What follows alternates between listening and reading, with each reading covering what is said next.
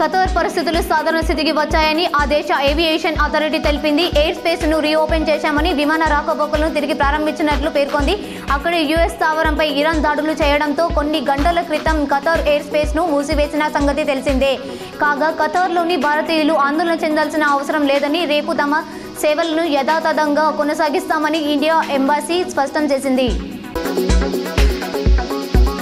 POCSO చట్టం కింద నమోదైన మొత్తం 86 కేసులకు సంబంధించి బాధితులకు పరిహారం అందించాలని కలెక్టర్ వినయ్ కృష్ణారెడ్డి అన్నారు. సోమవారం నిర్వహించిన సమావేశంలో ఆయన ఆదేశాలు జారీ చేశారు.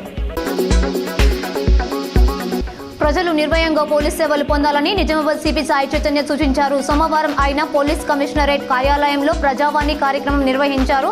ప్రజల నుంచి నేరుగా ఫిర్యాదులు స్వీకరించారు. అనంతరం మాట్లాడుతూ పోలీసులు ప్రజలకు మరింత దగ్గరయ్యేలా శాంతి భద్రతలు పరిరక్షిస్తూ ముందుకు సాగడమే లక్ష్యంగా జిల్లా పోలీస్ శాఖ పనిచేస్తుందన్నారు.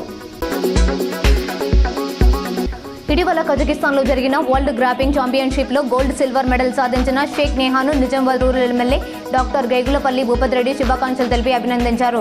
షేక్ నేహా సోమవారం నిజామాబాద్ రావడంతో బోర్గంపి చౌరస్తా వద్ద బైక్ ర్యాలీ నిర్వహించారు. ఫోన్ ట్యాపింగ్ కేసు కీలక మలుపు తిరుగుతోంది. మాజీ సీఎం కేసీఆర్ కామారెడ్డి నుంచి పోటీ చేసిన వేళ ఫోన్ ట్యాపింగ్ జరిగినట్లు వార్తలు వచ్చాయి.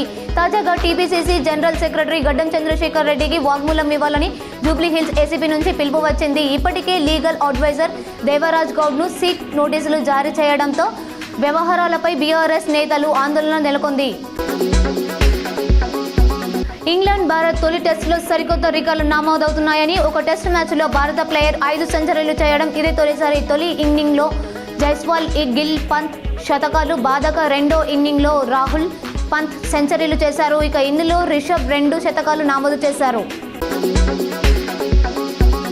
నిజామాబాద్ రూరల్ పోలీస్ స్టేషన్ పరిధిలో పేకట స్థావరంపై టాస్క్ ఫోర్స్ పోలీసులు దాడులు నిర్వహించారు. Task force incharge ACP Nagendrachari, CI Anjaiah, SI Govind సిబ్బందితో కలిసి గొల్లగుట్ట అడవి ప్రాంతంలో దాడి చేశారు. ఇందులో పేకట ఆడుతున్న 6గురిని అరెస్ట్ చేశారు. వారి నుంచి 7 సెల్ ఫోన్లు, రూపాయలు 1,02,000 నగదు స్వాధీనం చేసుకున్నట్లు తెలిపారు.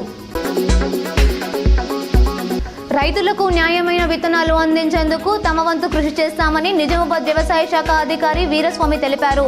ముందస్తుగా వర్షాలు కురిసిన నేపథ్యంలో ఇప్పటికే పలు ప్రాంతాలలో వరి నాట్లు ప్రారంభమయ్యాయన్నారు. జిల్లాలో సుమారు 5.70 లక్షల ఎకరాల్లో వరి సాగు చేస్తున్నారని అంచనా వేశారు.